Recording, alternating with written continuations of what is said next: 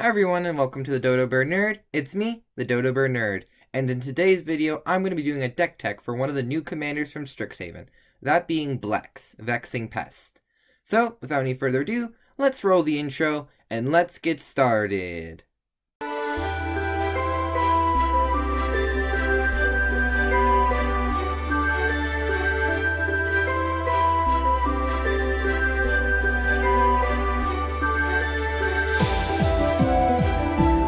So Blex is a bit of an interesting commander in terms of evaluating how exactly to build him, as he can do quite a few different things, so let's briefly discuss what exactly Blex does.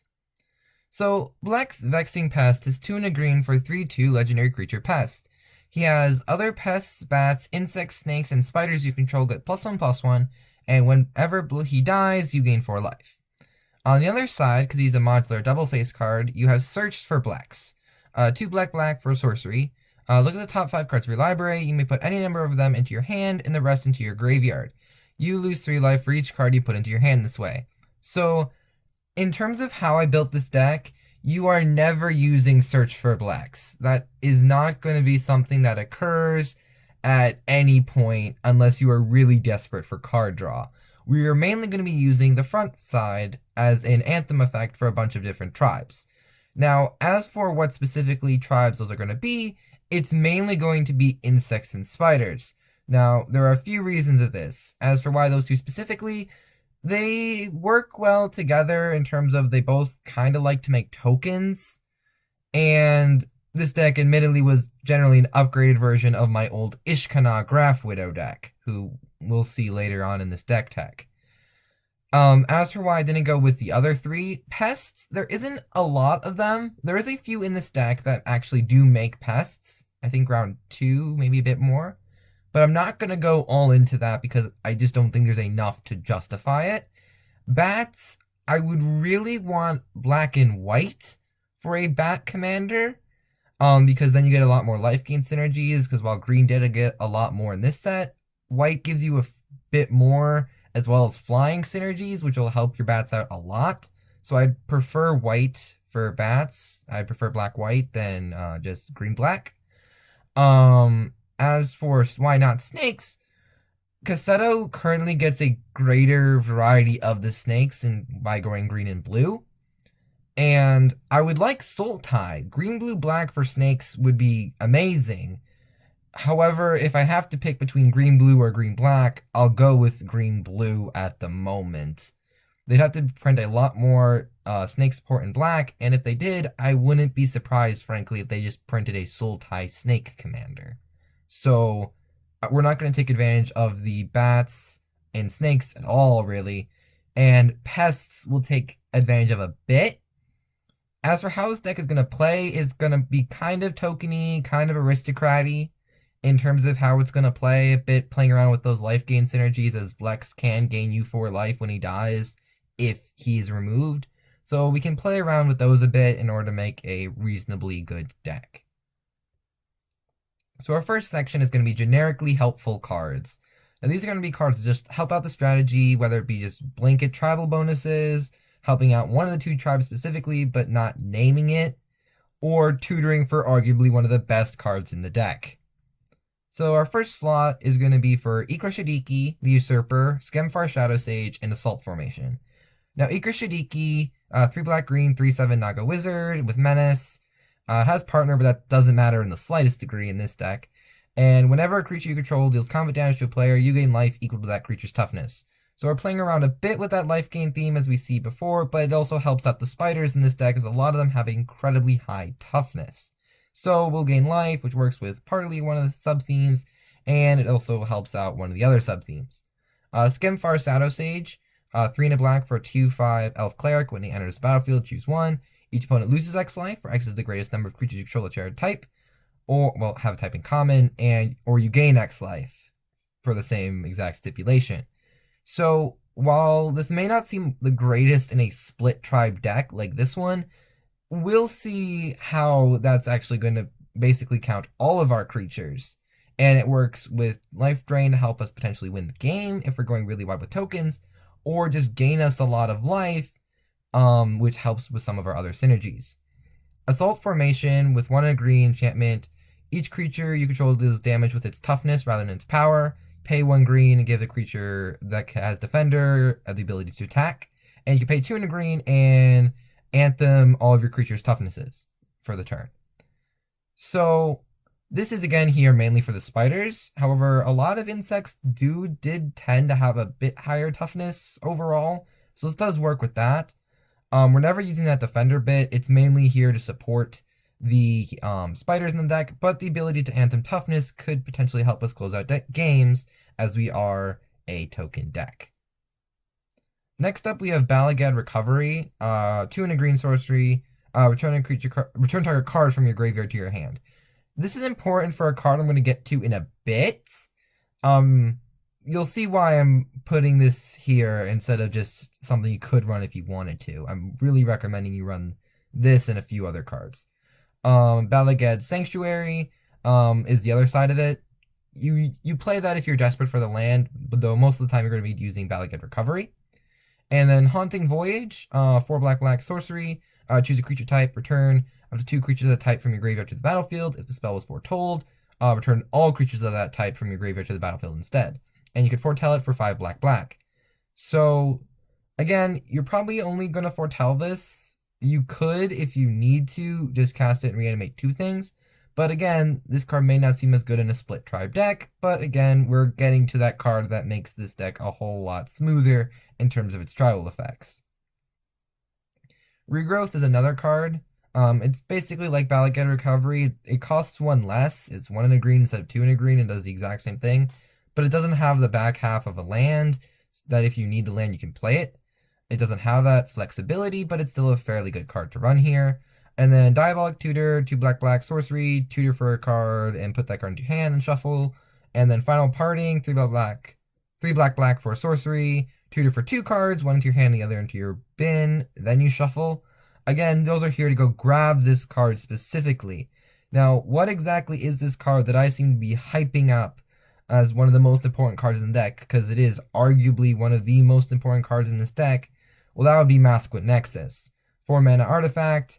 Creatures you control are every creature type. The same is true for creature spells you control and creatures you own that aren't on the battlefield. And then for 3 tap, you make a shapeshifter with Changeling. Now that can sometimes help. It's a mana sink if we need it, and it does help both of our tribes as it would fulfill any insect tribal effects as well as any spider tribal effects. So there's not really any insect tribal effects in the deck outside of Blex. The important reason here and why it's being run is that first ability of giving all of your creatures the ability to be affected by all of your tribal effects. Anything that counts all members of a tribe will work. So Skemfar Shadowsage will deal damage or gain you life equal to all of your creatures. Haunting Voyage will reanimate your entire graveyard. This card is very important in a split tribe deck, as spiders do actually have a bit of tribal support. So it allows us to run those without the fear of only having our insect cards come up. We'll be able to have that and basically make our deck a lot smoother to run, which is very important. Next category is going to be for sacrifice outlets. Basically, the ways we can sacrifice any of those extra tokens we have to gain some sort of value. Our first set of 3 is Azoni, Thousand-Eyed, 2 black, green, 2/3 legendary creature Elf Shaman. With Undergrowth, when she enters the battlefield, make a 1/1 black and green insect creature token for each creature card in your graveyard. You pay a black and a green, sacrifice another creature, and you gain 1 life and draw a card. So that while not a free sack outlet, she does make a bunch of tokens of one of our tribes, and is still a sack outlet, making it a very good card for us to run. Gerard Golgari Lichlord is black, green, 2/2 legendary creature zombie elf. He gets +1/+1 for each creature card in your graveyard, and you pay 1 black, green, sacrifice another creature. Each opponent loses life equal to the sacrificed creature's power. You can sacrifice a swamp and a forest and return Gerard from your graveyard to your hand. So we're continuing the trend of cards that could honestly be green-black commanders in their own right, with Gerard. And he's again another sack outlet. He helps drain our opponents, which is another somewhat important theme in the deck. He can get rather big, and he can recur himself if needed. So rather important all around. Nantuko Husk is 2 and a black for a 2/2 zombie insect. Sacrifice a creature, gets +2/+2 until end of turn. So this is an on-tribe free sack outlet, which is rather nice, honestly. It's on tribe, it's gonna get bigger, and it's free sack outlets. We can sacrifice as many creatures as we want without having to worry about mana. So this is probably one of the better sack outlets in the deck. The other two I mentioned here are still good, but this is probably one of the better ones. And then we have 3 more sack outlets. Priest of Forgotten Gods, 1 in the black for a 1/2 human cleric. Tap, sacrifice 2 other creatures. Any number of target players each lose 2 life and sacrifice a creature. You add black and draw a card. So it works with the life loss, life gains synergies. It also helps us sacrifice creatures that we need to, ramps us, and gives us card draw. Overall, a rather good card to run this deck. Viscera Seer, 1 black for a 1/1 vampire wizard. Sacrifice a creature, scry 1. Again, rather good card to run in the deck. It's a free unconditional sack outlet similar to Nantuko Husk, and it's just a good way to help us smooth out our draw. Vraska, Golgari Queen is 2 black-green for a 4 loyalty legendary planeswalker Vraska. You can +2 and you may sacrifice another permanent. If you do, you gain 1 life, draw a card. -3, destroy target non-land permanent with CMC 3 or less, or mana value 3 or less nowadays. And then -9, you get an emblem with whenever a creature you control deals combat damage to a player, that player loses the game. So you're probably never going to get that emblem, but if you do get that emblem, you probably win that game, probably, as you likely will be able to go wide enough to at least take out 1 player, maybe 2. Potentially all 3 opponents, assuming no one else has been taken out already, but I wouldn't make sure that you're going to get that, like, don't account for it. Mainly it's in here for that +2. It's a free sack outlet. Well, free in the sense, we can only do it once a turn, but we're not restricted by mana, so we can do other things. And, we gain life and draw cards off of it, and if we need to, the -3 can help us remove a permanent that's giving us issues, as long as it has mana value of 3 or less. Moving on to sacrifice payoffs. These are cards that are going to give us payoffs for sacrificing all those tokens. We only run 2. Blood Artist, 1 in the black, 0/1 vampire. Whenever it or another creature dies, target player loses 1 life and you gain 1 life.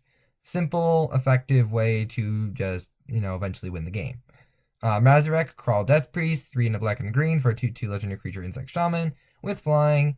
And whenever a player sacrifices another permanent, put a +1/+1 counter on each creature you control. So he's a non-tribe creature, which is important. However, he also will make our entire team bigger whenever we sacrifice a creature, which can help us get through for a lot more damage with our little insect and or spider tokens. So overall, 2 very good sacrifice payoffs for this deck. Moving on to life gain / loss synergies. So these are ways we can synergize with all the life gain and loss we are doing. We have 4 in this deck.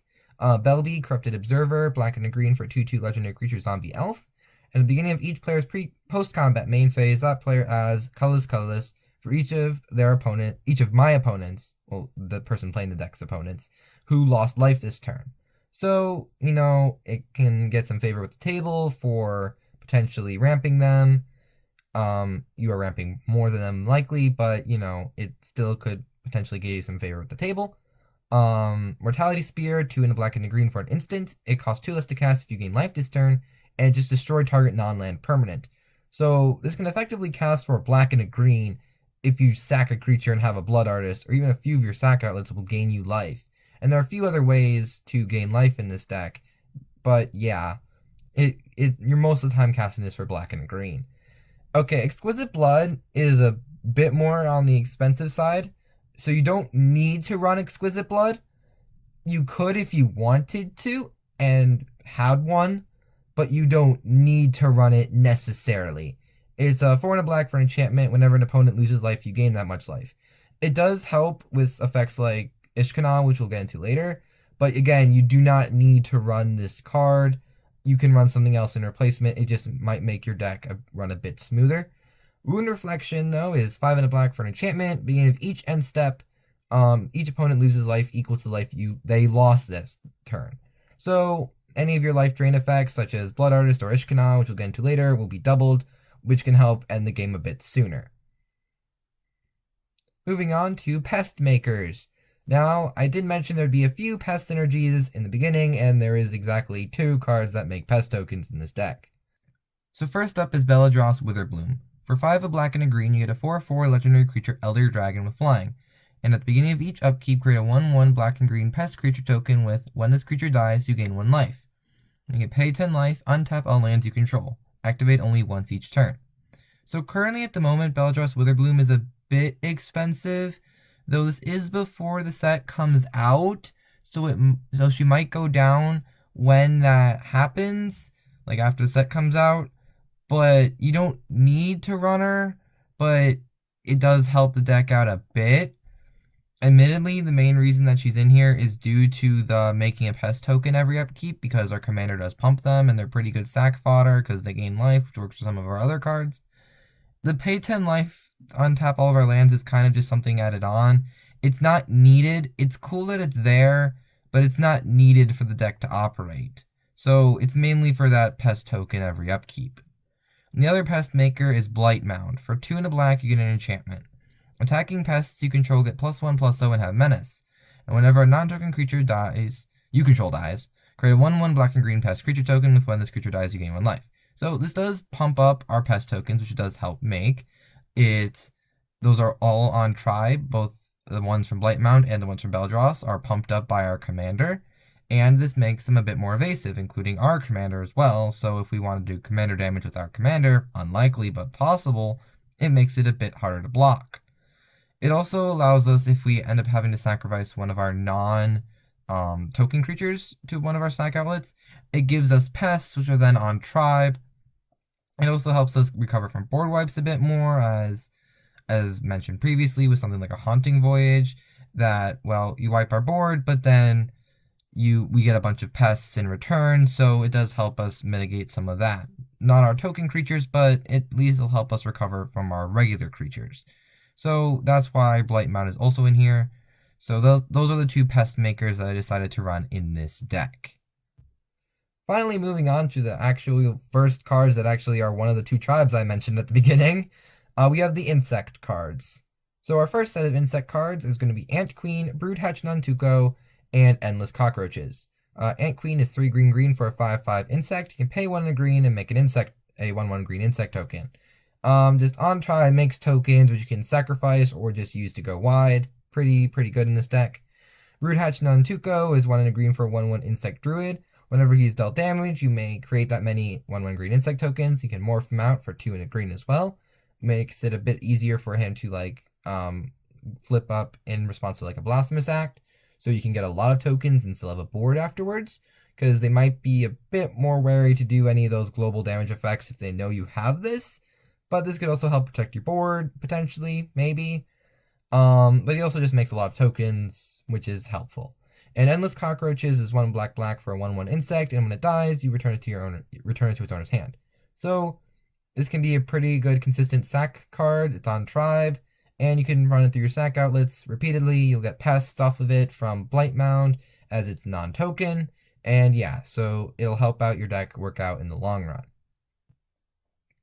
Next up is Giant Adephage, 5 green for a 7/7 insect with trample, and whenever it deals combat damage to a player, make a token copy of Giant Adephage. So this works because our commander will pump it and make an 8/8 trampler, and then whenever this 8/8 trampler hits a player, we get another 8/8 trampler, which is pretty good. It's on tribe as well, so that's helpful. Hornet Nest is 2 and a green for a 0/2 insect with defender, and whenever it is dealt damage, create that many 1/1 green insect creature tokens with flying and death touch. So again, similar to Broohatch Nantuko, though it doesn't have the flexibility of being able to morph out. It makes a lot of insect tokens if it takes damage. However, these also fly and have death touch, which can make them a bit harder to block, both due to flying and death touch, and pretty good on blocking, again, due to flying and having death touch. Hornet Queen is 4 green for a 2/2 insect with flying and death touch, and when it enters the battlefield, make 4 1/1 green insect creature tokens with flying and death touch. So again, you make a bunch of tokens when it enters the battlefield this time, but you are set in only making 4. However, again, those are on tribe, so there'll be 2/2s that the Hornet Queen makes afterwards. So that's pretty good, honestly, in the long run. Next up is Kazandu Nectarpot, 1 and a green for 1/3 insect, has landfall. Whenever land enters battlefield under your control, you gain 1 life. So, gain life on landfall, works with some of our life gain synergies. Overall, pretty good card to have here. Saber Ants is 3 and a green for a 2/3 insect. Whenever it's dealt damage, make that many 1/1 green insect creature tokens. Continuing that trend, This is probably the worst of the three as it doesn't morph and the tokens don't have flying and death touch, but it's still a fairly good way to get a bunch of tokens even on the block or in response to like a Blasphemous Act or something. And then lastly, we have a Scourge of at least standard Scute Swarm, 2 and a green for 1/1 insect. When it lands a battlefield under your control, make a 1/1 green insect. If you control 6 or more lands, then make another Scute Swarm. So, landfall, once you get up to 6, makes another one, then another land makes more.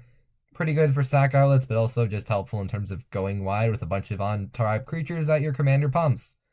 So, yeah, that's a pretty good card to run in this deck. Moving on to our last section, that being spider cards. We have Arasta of the Endless Web, 2 green for a 3/5 legendary enchantment creature spider, has reach, and whenever an opponent casts an instant or sorcery spell, create a 1/2 green spider creature token with reach. So, people are going to cast instant sorceries, so you'll get on-tribe creature tokens, which you can then sack later or just have. Deadly Recluse, 1 and a green for a 1/2 spider with reach and death touch. So just slightly better than the tokens made by Arasta. And, it makes it hard to block it, as well as to swing a flyer or any other creature into it due to the death touch. Glowstone Recluse is 2 and a green for a 2/3 spider with reach, and whenever it mutates, put 2+1/+1 counters on it, and then you can mutate it for 3 and a green. This is the only mutate card in the entire deck, so you're probably not going to get that to activate more than once, but putting 2+1/+1 counters on a creature, because I don't think there's any humans in this deck. Might be like 1 or 2. So I don't even think there's any. So you're pretty in the clear to target most, if not all, of your creatures. So, it's helpful. It can be on tribe as long as it's on top. And it gives reach, which can be important, and also pumps the creature. So overall, pretty good spider to run. Ishkana, which I mentioned previously in this video, 4 and a green for a 3/5 legendary creature spider, has reach and delirium when it enters the battlefield.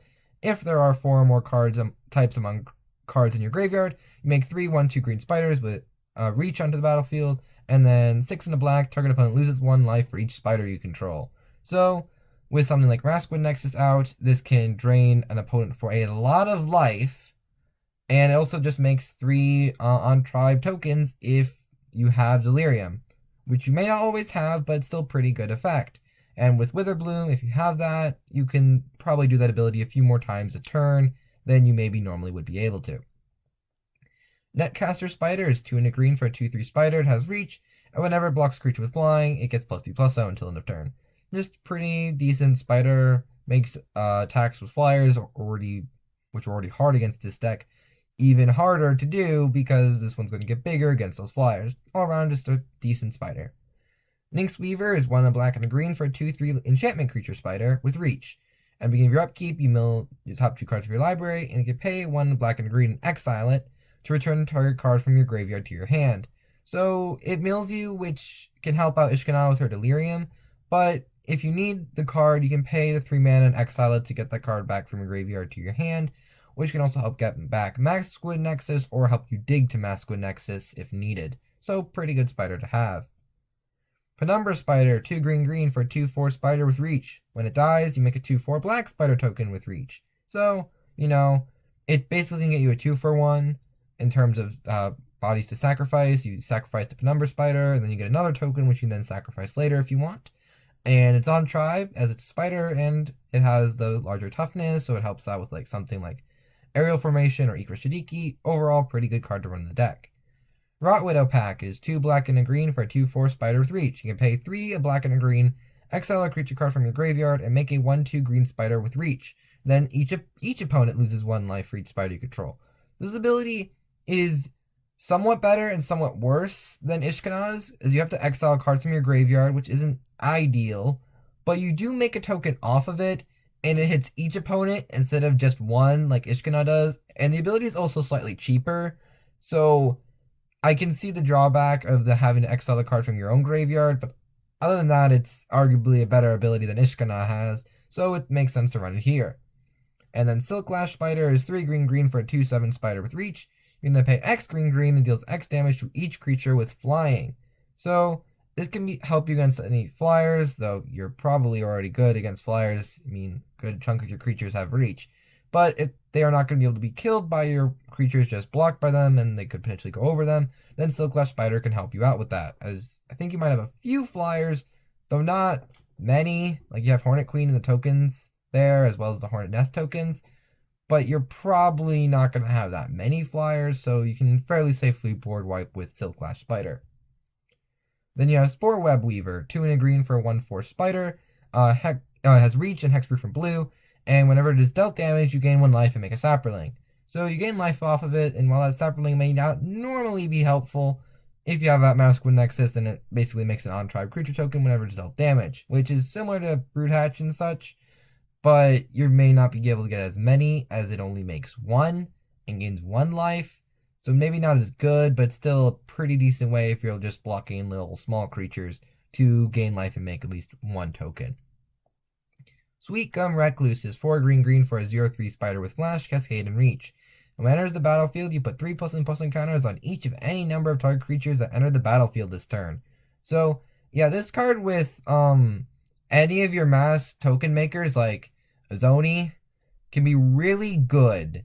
As you play a Zoni, you drop, maybe, let's say you have 6 cards in your graveyard, so you make 6 insects, and then you drop this Cascade until you hit something that costs less than 6. If it's a creature, it goes into play, and it will then get 3 counters, as will the Sweet Gum Recluse. Effectively, it enters the 3/6, as will the Zoni, and as will all of the Zoni's tokens. Is that a lot of mana? Yes. Is that possible in Commander? Maybe. Would it be fun if you managed to pull it off? Yes. And then we have Twin Silk Spider, 2 and a green for a 1/2 spider with reach. And when it enters the battlefield, you make another 1/2 spider with reach. So it makes it's 2 bodies on 1 creature, and they're all both on tribe, which helps with the aristocrats, partial theme in the deck, as well as they're all pumped by Blex. And the last 2 cards are Arachnogenesis, 2 and a green for an instant. Make X 1/2 green spider creature tokens with reach, or X number of creatures attacking you. Prevent all combat damage will be dealt this turn by non-spider creatures. So, again, this is a card that's a bit more on the expensive side, has been reprinted since its initial print in Commander 2015, but if you can run it, then it's a very good way to protect yourself, as well as all your creatures, as well as all those tokens are pumped by Blex, so you might actually be able to kill a few creatures on their attack with your basically unkillable army of spiders, which sounds terrifying, to be fair. And then spider spawning is 4 and a green for a sorcery. Create a 1/2 green spider creature token with reach for each creature card in your graveyard, and then you can flash it back for 6 and a black. So you have a lot of creatures in your bin, maybe you just got board wiped. You can then cast this spell, reset your army. They're all affected by tribal bonuses by Blex and Ishkanah or Rotwidow Pack if you haven't cast them yet. And so it's a fairly good way to just rebuild your board after a board wipe or something. So what do you think of my Blex Vexing Pest Commander deck tech? Let me know in the comments down below. Is there any slightly different way you would build this deck? Maybe focus a bit more on the aristocrats theme or that life manipulation theme, or maybe just abandon one of the split tribes I had here? Let me know in the comments down below. And just briefly before I conclude the video, next month's video will be another one of the bird taxonomy videos that I would do. And then after that would likely be a Modern Horizons deck tech, because that would be the day after it comes out, if I'm not mistaken. So we would know the full set at that point, and I would know any commanders that would be in that set, so I'd be able to make a deck tech if one of them interests me enough to build it. If not, then it would likely just be another one of the, probably another bird videos. I don't think I'll be able to finish it up in the next video. So just to let you know, next one is definitely going to be a bird video. One after that is more likely than not going to be a deck tech, but it might be a bird video. So if you enjoyed the video, please leave a like and subscribe, and I will see you all next time. Bye!